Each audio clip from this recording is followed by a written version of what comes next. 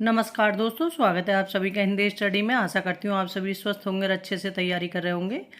ये आज रस के क्वेश्चन करेंगे जो लास्ट ईयर कुछ क्वेश्चन आए हुए हैं और जो एग्जाम में मतलब पूछे जाते हैं। तो मैंने सोचा कि रस, छंद, अलंकार जैसे काव्य शास्त्र के पार्ट हैं तो इनसे हमारे क्वेश्चन बनते हैं। तो क्यों ना कुछ क्वेश्चन मतलब जो इसमें दिए हुए हैं, कुछ इससे जो संबंधित बातें मैं आपको बताऊँगी जो एग्जाम में पूछी गई हैं और पूछी जाती हैं। ठीक है, इस तरह से अपना आज ये अपने क्वेश्चन करेंगे रस वाले। ठीक, स्टार्ट करते हैं क्लास अपनी। साहित्य में रस का क्या अर्थ है? अब वैसे तो रस की पहले डेफिनेशन बताऊं, जैसे कि रस की मतलब क्या, कुछ लोग तो मतलब कहते हैं कि रस क्या है। अब रस का मतलब शाब्दिक अर्थ मानो तो एक आनंद के रूप में लिया जाता है कि रस का शाब्दिक अर्थ क्या है, क्योंकि ये पूछा हुआ वर्ड है कि रस का शाब्दिक अर्थ क्या है, तो वो क्या है, आनंद है। और रस का काम क्या होता है? रस का काम होता है मतलब काव्य में शोभा उत्पन्न करना। ठीक है, और अलंकार क्या करते हैं? काव्य की शोभा बढ़ाते हैं।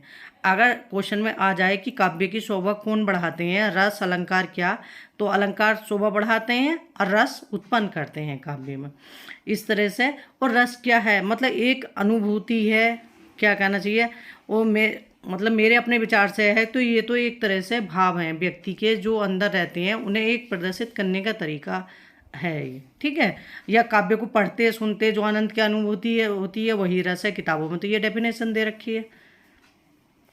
देखते हैं क्वेश्चन आज का पहला। तो ये क्वेश्चन इसमें दे रखा है, साहित्य में रस का क्या अर्थ है? तो साहित्य में रस का क्या अर्थ है?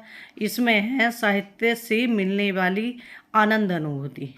ठीक है, तो वो क्या है, मतलब साहित्य में रस का अर्थ है इसमें। लेकिन वैसे क्या है कि सुनने पढ़ने या साहित्य को जो भी आनंद की अनुभूति होती है तो वो क्या है, हमारा रस है। आगे देखते हैं। अब रस में पूछ लें कि भरत मुनि के जो नाट्य शास्त्र हैं उसमें रस सूत्र की व्याख्या भरत मुनि ने किस में की है? तो वो छठे अध्याय में की है। भरत मुनि ने नाट्य शास्त्र लिखा है जिसमें रस की व्याख्या की है और वो भी छठे अध्याय में की है। उन्होंने एक सूत्र दिया था, विभावा अनुभावा व्यभिचारी संयोगाद्रा नस्पति। ठीक है, विभाव, अनुभाव और व्यभिचारी भाव के संयोग से रस की निष्पत्ति होती है। इसी तरह से अगर पूछ लें रस के अंग कितने होते हैं या अवयव, तो रस के अंग या अवयव आप कितने बताओगे? 4 होते हैं, स्थायी भाव, विभाव, अनुभाव और संचारी भाव। ये रस के अवयव या अंग होते हैं। आगे देखते हैं। इसमें भरत मुनि ने जो रस सूत्र दिया है तो इसमें कौन सा नहीं दिया था? इसमें दिया था मतलब स्थायी भाव नहीं माना था। जो भरत मुनि ने रस सूत्र दिया है इसमें स्थायी भाव नहीं माना। वैसे ही इन्होंने जो रस दिए हैं तो वो 8 दिए हैं, उसमें शांत रस नहीं माना, क्योंकि ये क्वेश्चन पूछते हैं कि कौन सा रस नहीं दिया। ठीक, आगे देखते हैं। सहृदय की अवधारणा किस संप्रदाय से संबंधित है? तो सहृदय की अवधारणा किससे संबंधित है? तो ये रस से संबंधित है। सहृदय की अवधारणा, जो भाव मन में केवल अल्पकाल तक संचरण करके चले जाते हैं उन्हें क्या कहते हैं? तो जो भाव अल्पकाल तक संचरण करके चले जाते हैं उन्हें क्या कहते हैं?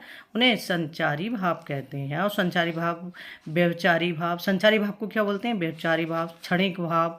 ठीक है, तो ये कितने होते हैं? 33 होते हैं। आगे देखते हैं। आलंबन और उद्दीपन विभाव के कारण उत्पन्न भावों को बाहर प्रकाशित करने वाले कार्य कहलाते हैं। तो वो क्या कहलाते हैं? अनुभाव।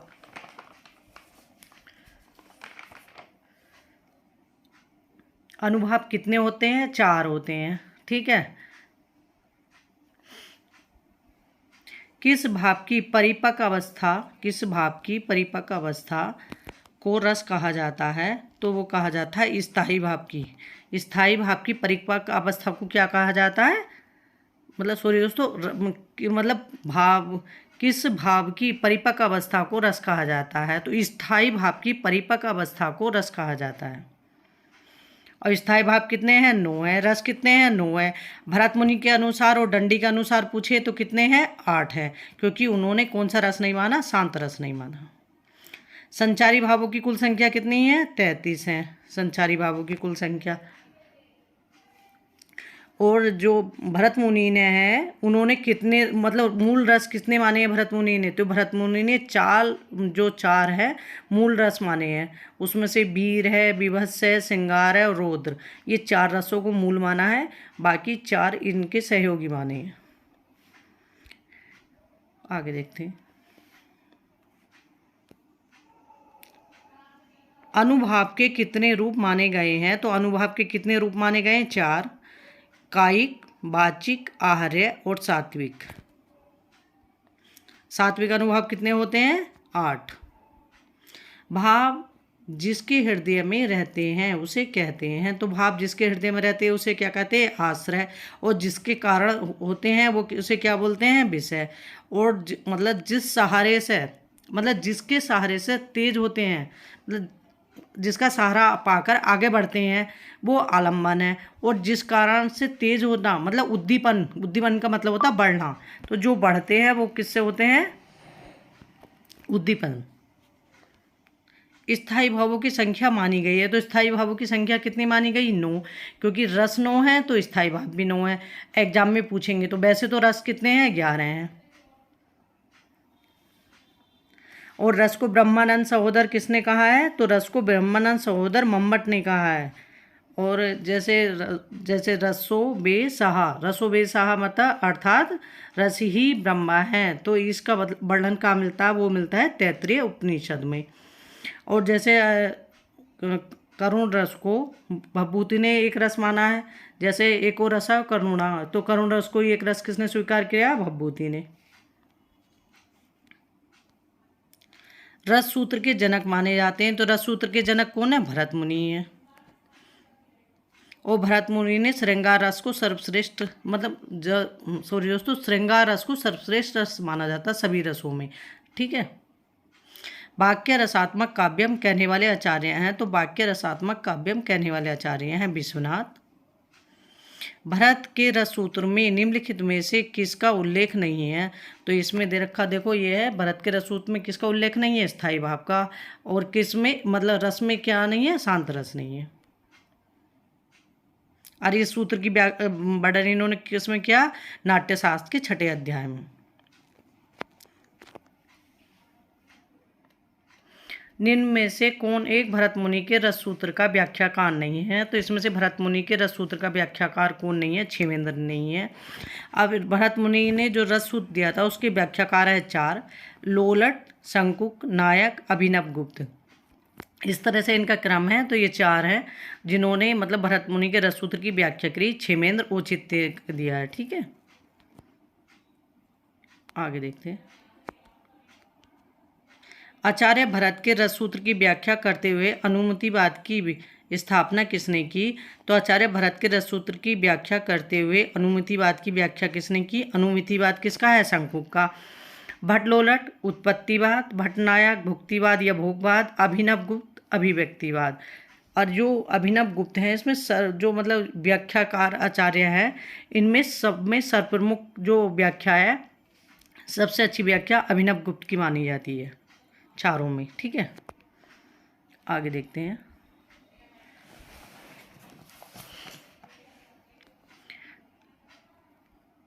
आचार्य भरत के रस सूत्र के व्याख्याकार शंकुक के सिद्धांत का नाम है, तो शंकुक के सिद्धांत का नाम क्या है इसमें से? अच्छा, ये चारों याद कर लेंगे आप, तो लोलट, शंकुक, नायक, अभिनव गुप्त, ये चारों क्रम से है। ठीक है, अब जैसे यहाँ नीचे क्रम से दे रखे हैं, इसके आगे ऐसे ही इनके दर्शन पूछ लेते हैं, तो इनके दर्शन भी आते हैं पूछने के। मीमांसा, न्याय, साख्य और शैव, ये क्रम से हैं, तो ये भी देख लेना क्योंकि कौन से किसका दर्शन है। तो शंकु का सिद्धांत है अनुमितिवाद, तो ऑप्शन ये सही होगा। चित्रतुरंग न्याय पर किस आचार्य का सिद्धांत आधारित है? चित्रतुरंग न्याय पर किस आचार्य का सिद्धांत आधारित है? वो है शंकुक का। आचार्य शंकुक किस मत के प्रवर्तक माने जाते हैं? तो शंकुक किस मत के प्रवर्तक माने जाते हैं? अनुमितिवाद के। अब ये एक बार आप प्रवर्तक देख लोगे तो आपको अच्छे से पता चल जाएगा, फिर जैसे ही पूछो तो हर बार वो आप आसानी से बता सकते हो उसे। ठीक है, आगे देखते हैं।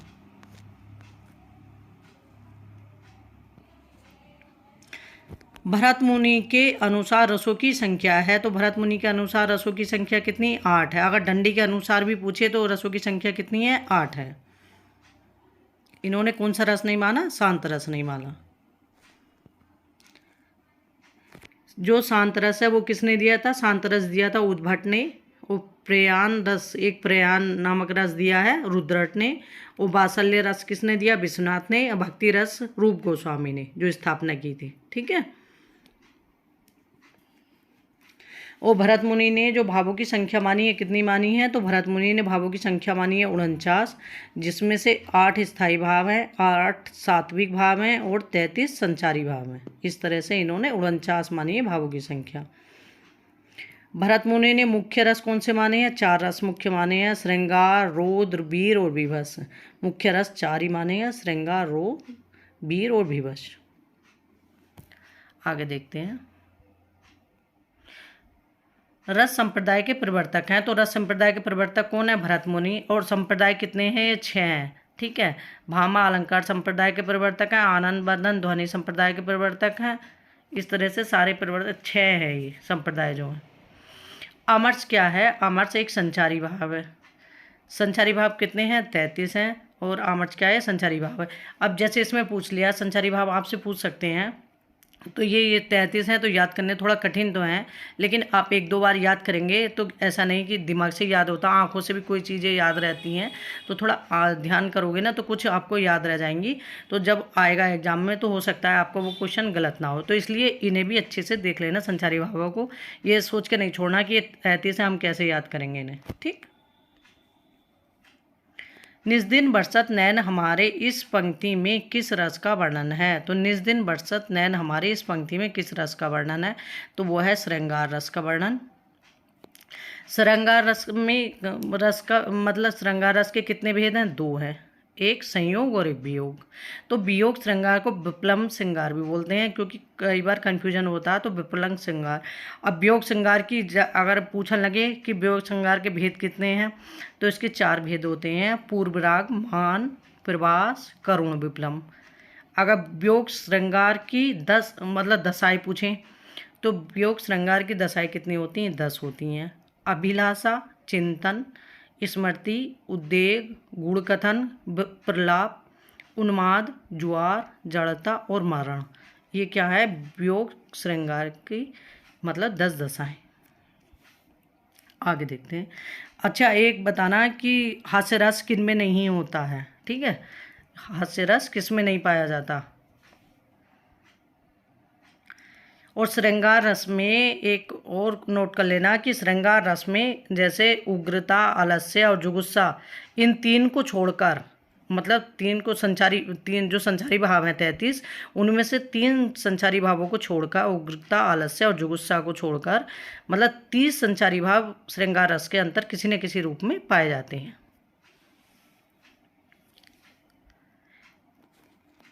आगे देखते हैं।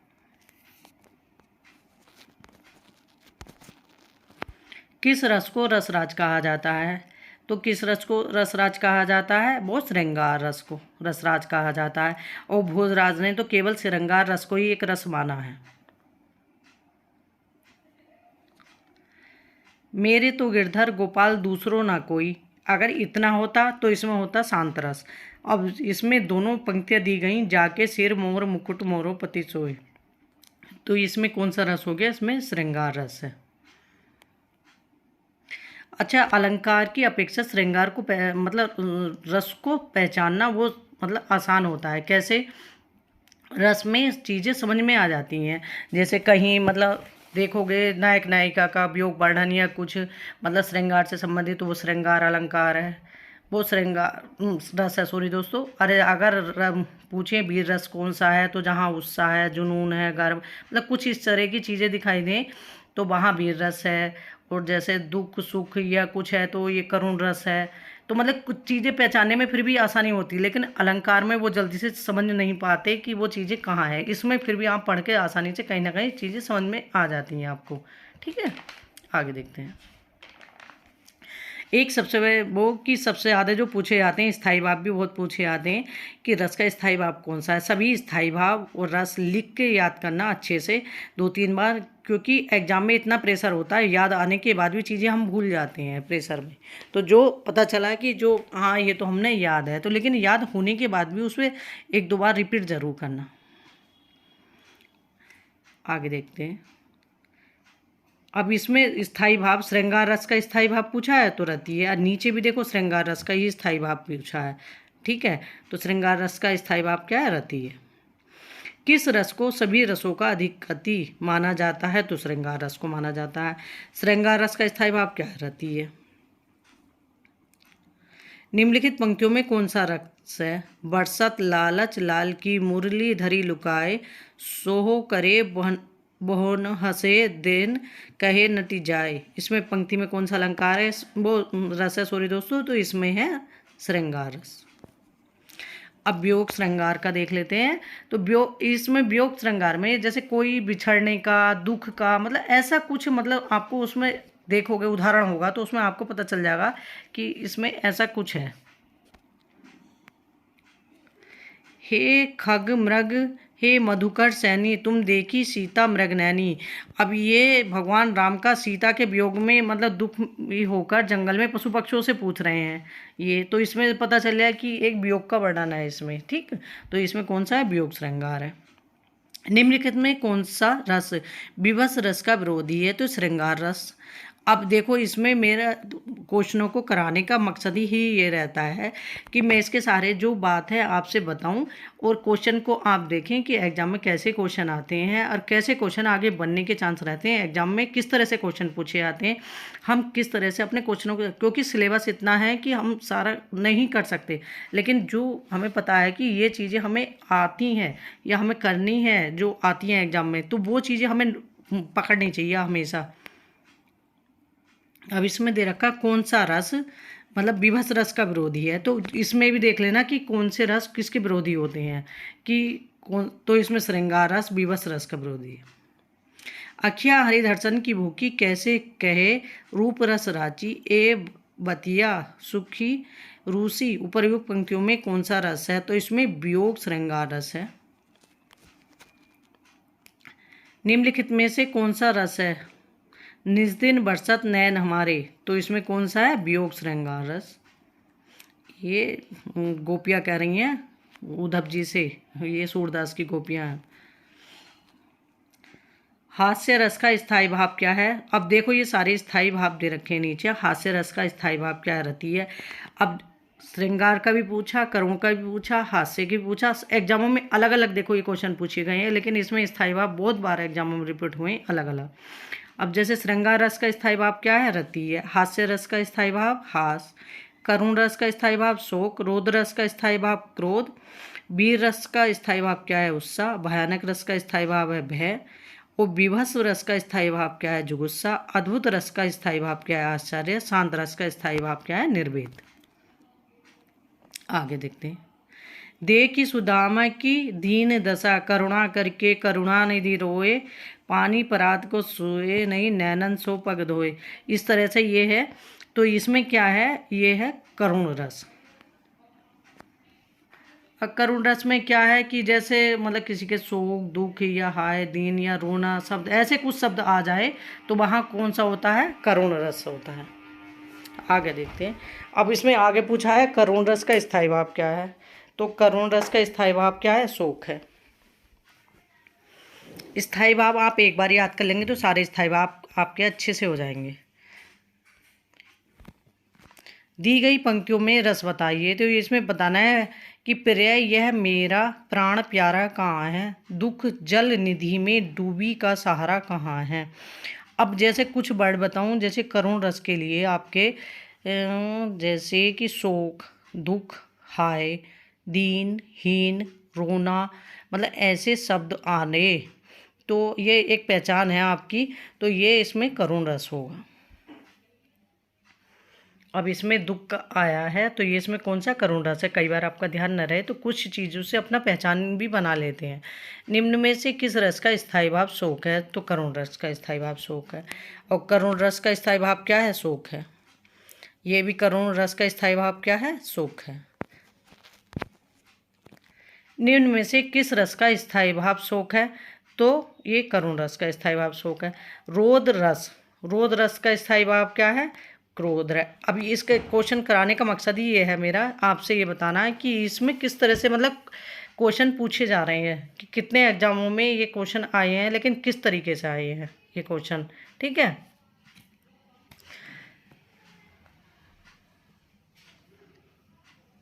आगे देखते हैं। अब जैसे अपने संचारी भाव कितने हैं? 33 हैं। और 33 संचारी भावों में जो 34वां संचारी भाव दिया है वो किसने दिया है? अगर संस्कृत के भानुदत्त ने दिया है। हिंदी में देव कवि हैं रीतिकाल के, उन्होंने छल नामक मतलब एक संचारी भाव दिया है, 34वां संचारी भाव। और चकपकाहट नामक 35वां संचारी भाव किसने दिया है? ये दिया है रामचंद्र शुक्ल जी ने। आगे देखते हैं।